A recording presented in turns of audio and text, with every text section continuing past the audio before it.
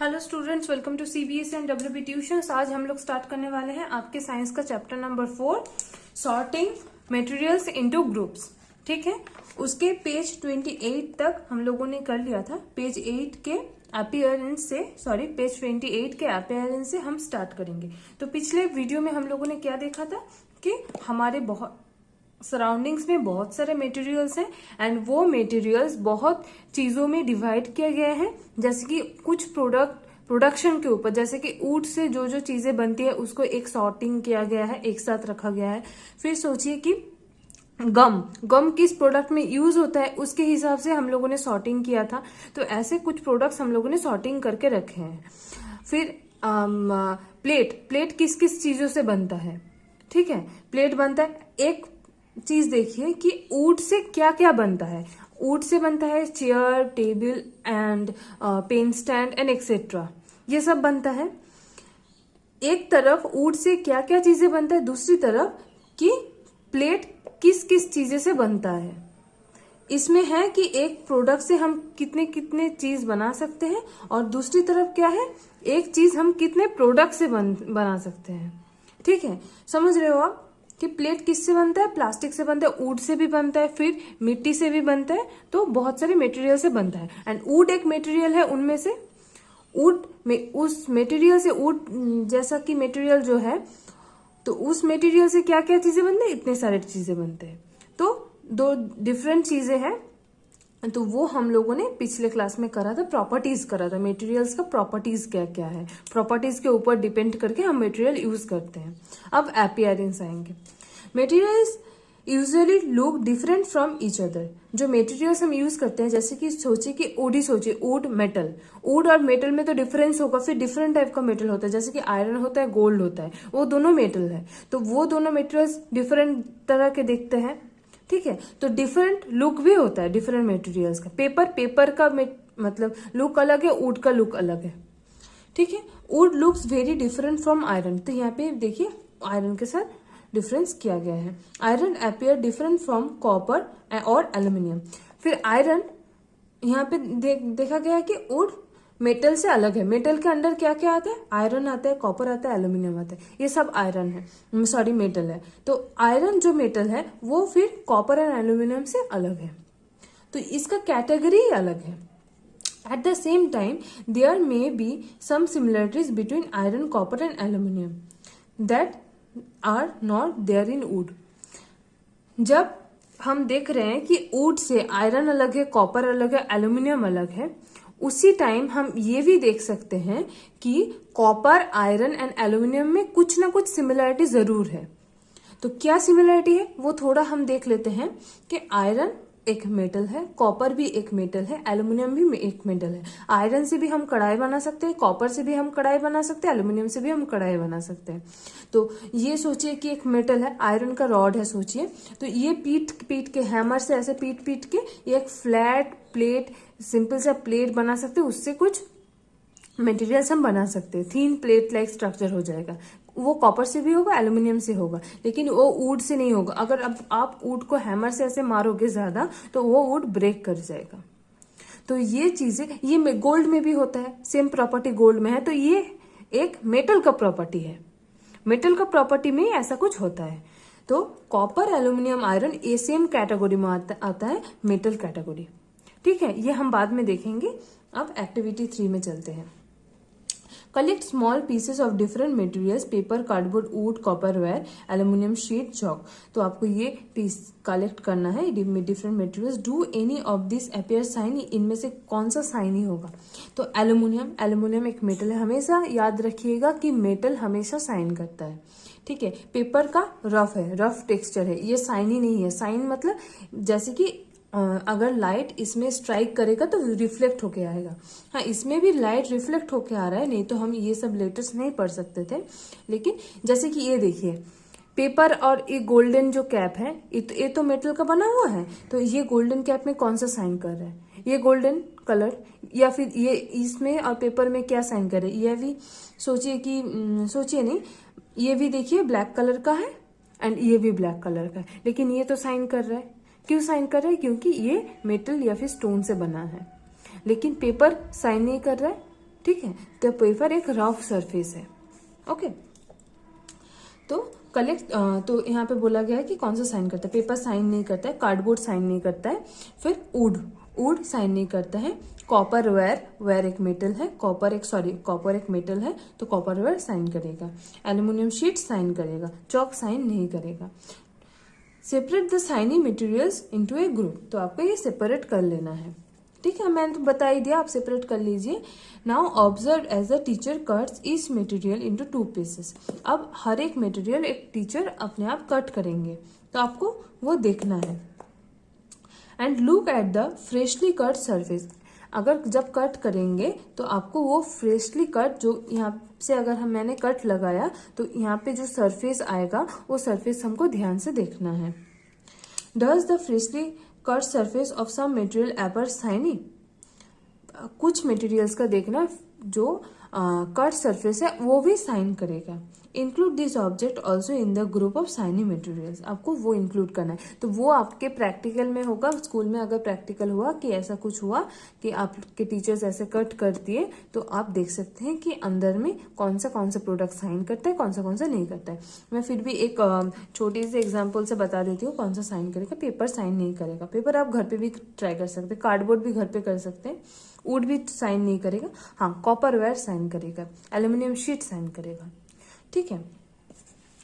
Do you notice such a shine और lusting in the other material, lustre in the other materials.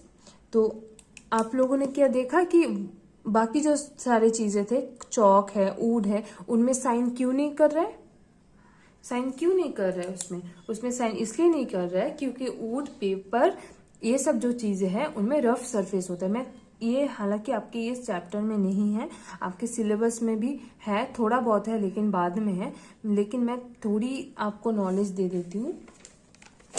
ये देखिए, अगर ये एक सरफेस हुआ, एक प्लेन सरफेस, ठीक है। सोचिए ये एक पेपर का ऊपर का सरफेस है, मैं वो 2 डायमेंशनल में कर रही हूँ। जैसे कि 3 डायमेंशनल में अगर हम करते तो 3D में अगर हम करते तो ये एक पेपर हो जाता है। इसके ऊपर लिखा है शायद, सोचिए, साइंस। ठीक है। मैं अगर आप इस पेपर को ऐसे देखोगे तो ये देखोगे एक लाइन में आएगा। ठीक है, मैं वही सरफेस आपको ऐसे 2 डायमेंशन में दिखा रही हूँ। तो ये सोचिए एक सरफेस है, लेकिन अगर हम माइक्रोस्कोप में देखेंगे, माइक्रोस्कोप में क्या होता है, चीजें बड़ा हो जाता है। अगर हम कुछ चीजें माइक्रोस्कोप के लेंस के सामने ऐसे रखेंगे तो वो चीजें बड़ा हो जाएगा दिखने में। ठीक है, तो जब हम माइक्रोस्कोप में पेपर को लार्ज करेंगे, ये छोटा सा पार्ट, सोचिए ये छोटा सा पार्ट हम माइक्रोस्कोप के सामने रख दिए एंड ये छोटा सा पार्ट वो जूम कर देंगे, बहुत बड़ा करके जूम कर देंगे, तब हम देखेंगे कि पेपर में पोर्स है। पोर्स मतलब मैंने पिछले वीडियो में बताया था कि अगर पेपर में हम पानी रखेंगे तो वो गिर जाएगा, फट जाएगा पेपर, या फिर पानी लीक होना स्टार्ट हो जाएगा। क्यों? क्योंकि पेपर में पोर्स है। जब पोर्स होते हैं तो रफ सरफेस होता है। अगर आप देखिए, अब बड़े से सड़क में कि एक सड़क है, ये सोचिए पेपर ही एक सड़क है, ये एक सड़क है, तो एक सड़क में तो आप हम ट्रक जाने की वजह से यहाँ पे पोर्स हो गया एंड यहाँ पे पानी जम गया। तो जब पोर्स हो जाएगा, ये बड़ा बड़ा पोर्स हो गया है तो पानी जम गया है, तो ये सरफेस क्या स्मूथ रहेगा? वो जो सड़क है वो क्या स्मूथ रहेगा? हाईवे तो स्मूथ नहीं रहेगा, वो रफ हो जाएगा। तो ऐसे ही होता है पेपर में। पेपर में हम लोगों को आंखों से नहीं दिखता है, लेकिन पेपर नहीं, हमारे वॉल में, घर का जो वॉल है, ऐसे बहुत सारी चीजें हैं जिस चीजों में आपको साइन नहीं दिख रहा है। आप इतना सोच लीजिए कि उस चीज में पोर्स है, रफ सरफेस है। रफ सरफेस मतलब ऐसा ऐसा सरफेस है, ऐसा ऐसा सरफेस है, लेकिन ये हमको पेपर में भी ऐसा सरफेस है, लेकिन ये हमको खाली आंख पे नहीं नजर आएगा, ये माइक्रोस्कोप में नजर आएगा।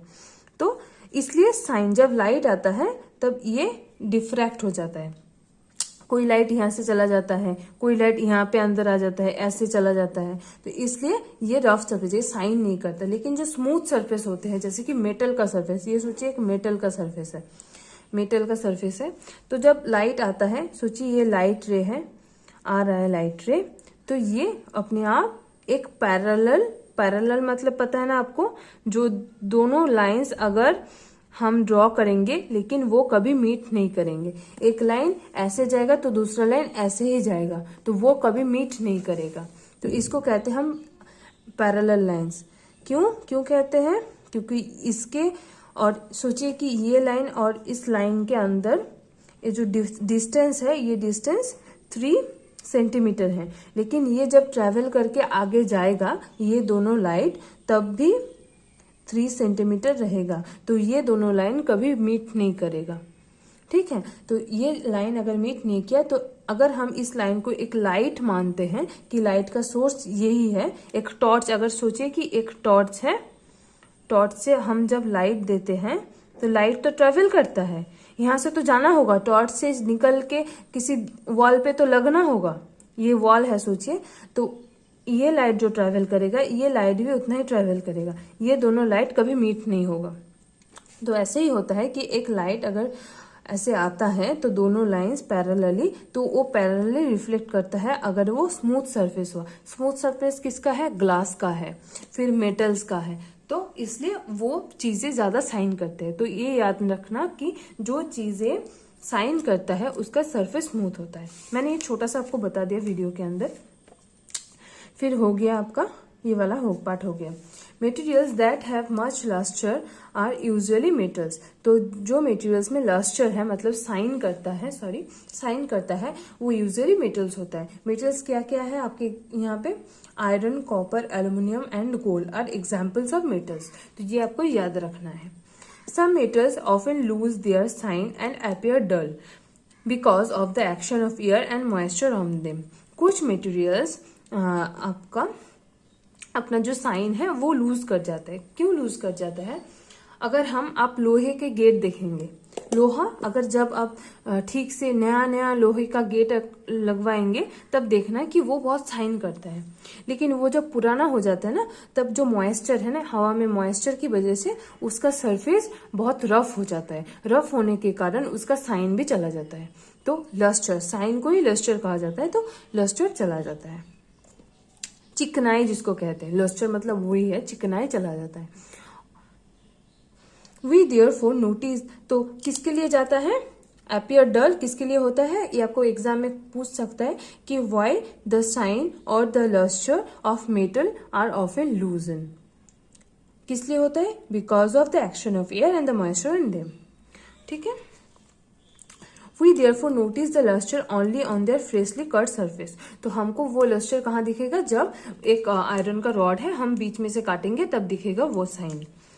When you visit an iron smith or a workshop, आपको अगर कोई आयरन स्मिथ और वर्कशॉप में गया, आयरन का जिससे बनता है पाइप्स वगैरह वगैरह, तो अगर गए, look out for freshly cut surfaces और metal rods to see if they have lustre. तो आपको देखना है कि फ्रेशली कट अगर कोई आयरन रॉड्स होगा तो आप देखिएगा। अगर हाँ, आप देख सकते हैं जब घर बनाते हैं तो घर में तो रॉड्स यूज होते हैं ना पिलर्स में, तो देखना जब रॉड्स कट करते हैं ना, जो रॉड्स का बाकी का पोर्शन है, ये जो लंबा पोर्शन है वो डल रहता है, वो इतना साइन नहीं करता, लेकिन जो कटेड पार्ट है वो बहुत साइन करता है। आपको कभी कभी देखिएगा। ठीक है, hardness, when you press different materials with your hand, some of them may be hard to compress while others be easily compressed. तो अगर हार्डनेस, अब हार्डनेस ऑफ मटेरियल्स देखेंगे तो कुछ मटेरियल्स हैं जो बहुत सॉफ्ट होते हैं, कुछ मटेरियल्स हैं बहुत हार्ड होते हैं। ठीक है, take a metal key and try to scratch it. The surface of a piece of wood, aluminium, a piece of stone, a nail, a candle, chalk और other material or object। तो आपको बोला गया है कि एक मेटल की या फिर ये सब चीजें आप लेके एक स्क्रैच करोगे। ठीक है, कुछ चीज से स्क्रैच कर सकते हो, अपने हाथ से भी स्क्रैच कर सकते हो। तो देखना कौन सा मेटल आपका स्क्रैच हो जाता है। तो अगर वो हार्ड सरफेस हुआ कभी स्क्रैच नहीं करेगा, जैसे कि मेटल्स अगर मैं यहाँ पे स्क्रैच भी करूँ कुछ नहीं होगा क्योंकि ये मेटल है। लेकिन अगर मैं यही चीज चौक पे करूँ या फिर सोचे कि मैदा जो हम रोटी बनाते हैं तो उस पे करूँ तो वो स्क्रैच हो जाएगा। क्यों हो जाएगा? क्योंकि वो सॉफ्ट चीज है। ठीक है, जैसे आपको एग्जाम्पल लेने को कहा है कि ये वुड तो हम स्क्रैच नहीं कर सकते। फिर एल्यूमिनियम तो और भी नहीं कर सकते क्योंकि वो मेटल है। फिर ये पीस ऑफ स्टोन भी एक बहुत हार्ड पार्ट है, हार्ड मटेरियल है। नेल मतलब स्क्रू भी स्क्रैच नहीं कर सकते। हाँ, कैंडल कर सकते हैं, चॉक कर सकते हैं। ठीक है, you can easily scratch some materials, हाँ हम इजिली स्क्रैच कर सकते हैं। While some can not be scratch so easily, materials which can be compressed और scratch easily are called soft. तो यही बोला गया है, जो मटेरियल्स हम इजिली स्क्रैच कर सकते हैं या फिर कंप्रेस्ड मतलब ऐसे मतलब प्रेशर दे सकते हैं जिसके ऊपर आसानी से अब अगर रोटी बनाने के टाइम जो मैदा यूज होता है, मैदे के ऊपर आप प्रेशर डालोगे देखोगे कि मैदा पतला हो गया है, ठीक है। लेकिन अगर हम वही एक आयरन ब्लॉक या फिर एक एल्यूमिनियम बॉल या फिर एक आयरन का ताला लेकर आप प्रेशर डालोगे तो कुछ होने वाला नहीं, ऊपर से हमारे हाथ में ही लग जाता है। तो मैदा सॉफ्ट है एंड आयरन हार्ड है, तो वही बोला गया है। And some materials which are difficult to compress is called hard. तो व्हाट इज सॉफ्ट ये आपको याद रखना है, डेफिनेशन में हालांकि मैं लिखवा दूंगी, नोट दे दूंगी लास्ट क्लास में, इस चैप्टर के लास्ट क्लास में। फॉर एग्जाम्पल कॉटन और sponge is soft while iron is hard. तो एग्जाम्पल दिया है कि कॉटन और स्पॉन्ज जो है वो सॉफ्ट है। फॉर एग्जाम्पल क्यों सॉफ्ट है, कॉटन और स्पॉन्ज को आप ऐसे हाथ से प्रेशर डालोगे तो वो पतला हो जाएगा, लेकिन आयरन को हम ऐसा नहीं कर सकते तो क्योंकि ये बहुत हार्ड होता है, ठीक है। इन appearance materials can have different properties like luster, hardness, be rough or smooth। मैंने आपके चैप्टर में अभी तक रफ एंड स्मूथ का पार्ट नहीं आया, लेकिन मैंने थोड़ा सा आपको बता दिया है। ये देखिए, तो अपीयरेंस के हिसाब से कितने प्रॉपर्टीज हो सकते हैं, लस्टर हो सकते हैं, उसमें हार्डनेस हो सकता है, रफ और स्मूथ भी हो सकते हैं। मतलब रफ मतलब ये, स्मूथ मतलब ऐसा कुछ पार्ट जो साइन करता है, ठीक है। आप फील करोगे, आप अपने घर पे ही एक काम कीजिए, अगर घर पे ही कुछ नया सा कुछ मेटल का प्रोडक्ट होगा तो वो आप ऐसे टच करके देखो कि वो स्मूथ है। एंड पेपर, मैं पेपर ही एग्जांपल ले रही हूँ क्योंकि पेपर आपके घर में आसानी से मिल जाएगा। फिर वॉल पे आप टच करोगे, देखोगे एक रफनेस आ रही है, ठीक है। Can you think of any of other properties that describe N appearance of a metal. आपको कुछ और प्रॉपर्टी याद आ रहा है जो मेटल को प्रॉपर्टी है। हाँ, प्रेशर, हम प्रेशर मतलब सॉफ्ट चीजें को हम प्रेशर से क्या करते हैं, दबा सकते हैं, लेकिन मेटल्स को उतना प्रेशर देके हम दबा नहीं सकते, बहुत ज्यादा प्रेशर लगेगा। अब आएंगे हम सॉल्यूबल एंड इनसॉल्यूबल। तो what is soluble and insoluble, हमको ये पहले जानना है। मैं आपको चैप्टर पढ़ाने से पहले मैं आपको कॉपी में समझाऊंगी। सोचिए एक कंटेनर है, मैं आपको कॉपी में ये समझाऊंगी। एक कंटेनर है, सोचिए ये आपका एक कंटेनर है, आप घर पे ट्राई कर सकते हैं। ये और एक कंटेनर है, तो इस कंटेनर में मैंने पानी लिया है एंड इस कंटेनर में भी मैंने पानी लिया है, ठीक है। अब इस कंटेनर में हम वाटर हम लोगों ने दो कंटेनर्स में ही लिया है। अब इस कंटेनर में हम शुगर ऐड करेंगे एंड इस कंटेनर में हम आयरन ऐड करेंगे। आयरन का कुछ भी ले लीजिए, जैसे कि सेफ्टी पिन आप ले सकते हैं, सेफ्टी पिन कोई बात नहीं है, लेकिन आप ताला ले लीजिए, या फिर आयरन का कुछ भी प्रोडक्ट होगा घर पे, जैसे कि नाइफ, आप नाइफ ले लीजिए, बहुत ध्यान से लीजिएगा, नाइफ या फिर सीजर ले लीजिए, इतना कुछ काटने के लिए सीजर ले लीजिए, आयरन का प्रोडक्ट है सीजर, ठीक है। अब वो क्या कीजिए, यहाँ पे शुगर ले रहे हैं, शुगर को पानी में दे रहे हैं, फिर आयरन भी पानी में डाल रहे हैं, ठीक है।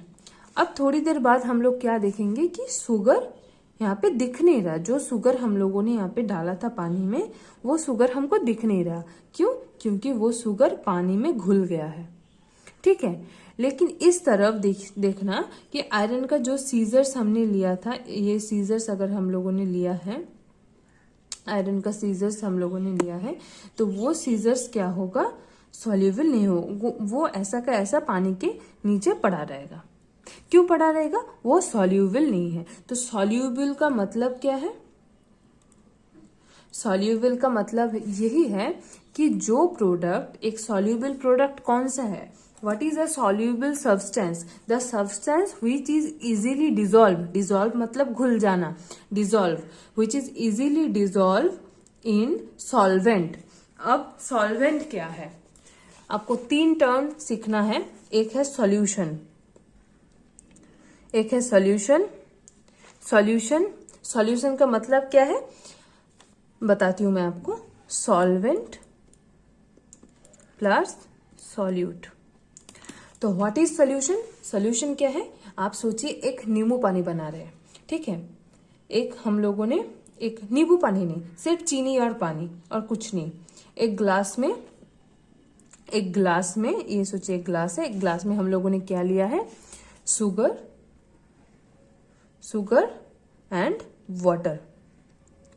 तो यहाँ पे हम लोगों ने सॉल्वेंट यहाँ पे कौन सा है वो मैं बाद में बताऊंगी।